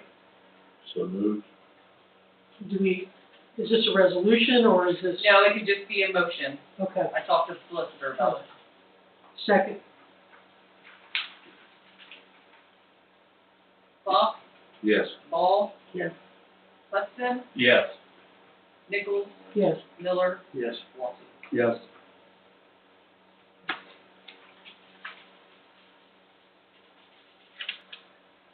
Okay, moving on. Ordinance 24-10-3, an ordinance establishing electric rates increases for the village of Waynesfield. Is this the first reading? Yes. Yes. Make a motion, we adopt, what it was, yes, I make the motion for this, 24-10-3. Can I get a second? Second. Bach, Yes. Ball, Yes. Hudson, Yes. Nichols, Yes. Miller, Yes. Wolf. Yes.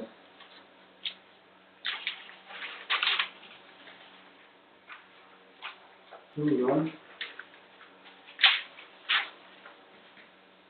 Resolution 24-10-1. Aaron, could you explain that a little bit? Yeah, so this OPWC funding is, we get once every 4 years, comes from Always County. It's a $75,000 grant with a 10% match. So after talking with the county engineer, the village is scheduled for every 4 years this comes around. Well, this can only be used for street maintenance, paving and things like that. If you guys remember back 4 or 5 years ago, there was a First Street, Third Street in one of the audits that nobody knew about. That's what that money was used for. And I specifically told the engineer this time, when we do it, we make sure that the streets are named to what it is for, so we don't ever have to worry about that again. But that's what it's for. So we already have the paperwork ready. The reason it goes for emergency is because the county needs it back. This money will be available in '26. So this is an emergency. Mhm. I don't know how to say it. Okay. Can I get the first motion to spend the rules 3 readings and declare an emergency? So, do. Second. Second. Fuck, say that. What do you say? So move. Fox, Yes. Ball, Yes. Hudson, Yes. Nichols, Yes. Miller, Yes. Walton. Yes. Can I get the first motion to adopt ordinance 24-10-2? I make a motion that we adopt resolution. Wait a minute, wait a minute. Yeah. This will be a resolution of ordinance, Still has to be done that way, I think, Bob. right? It's a resolution. It's a resolution. Do I have it on there? I You thought got it ordinance should be on- resolution. on my page. I'm Sorry about that. Adopt the resolution 24-10-2. Make a motion we adopt resolution 2410. Oh, 2 -1. That's one. -1. Yeah, the numbers aren't even right on our, that's okay. Mine's fine. Not on the agenda, that's okay. 2410-1. No, that's not it. I tried Being a on this resolution should be thing. one, because this first resolution tonight, correct? It's fine. Yeah, one. Okay, so I made a motion, we need a second. Oh, it's on the back. Sorry. I was gonna tell you, I know. Did we get a second? Yes. Yeah, Lisa. I'm sorry. You got it, there we go. Take the message from you. Fox, Yes. Ball, Yes. Hudson, Yes. Nichols, Yes. Miller, Yes. Walton. Yes.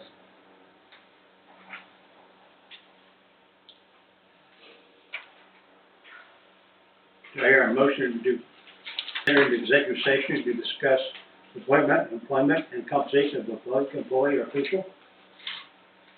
So moved. Is there a second? Yes. Fox, Yes. Ball, Yes. Hudson, Yes. Nichols, Yes. Miller, Yes. Walton. Yes. Before we go on, who do you want to be in here? In this meeting, executive session? Normally it's council, mayor, and Aaron. I don't know that Sarah and Nathan are ever in that That's the meeting. way it's been in the past.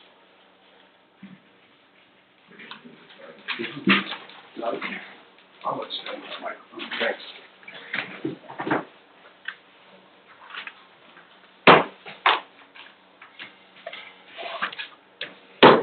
Get over there.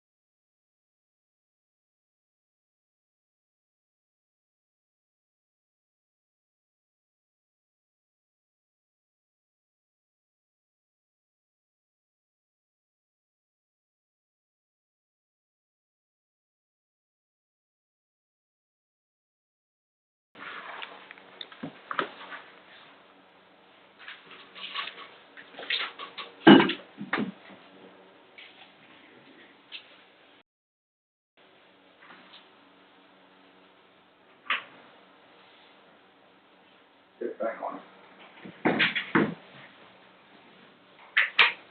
Do I have a motion from out of executive session? So moved. Do I hear a second? Second.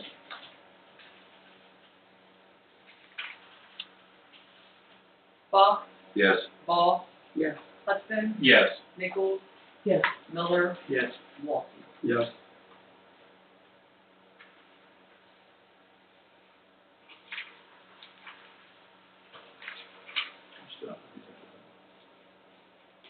We were doing that, yeah. Did we vote on that? Mm-hmm. We did it for free, yeah. Okay. It was out of order. Do we have anything from the solicitor, Cheryl? No, no, ma'am. And make a motion to adjourn? Wait a minute, Nope, you want to discuss the raising? no, we can't. There's nothing to discuss. We gotta wait for the ordinance. We'll bring ordinance next month. Next month. Okay, I second. Go home. And Nichols is first, sorry. Ball, Yes. Ball, Yes. Hudson, Yes. Nichols, Yes. Miller, yes. Walton. Yes.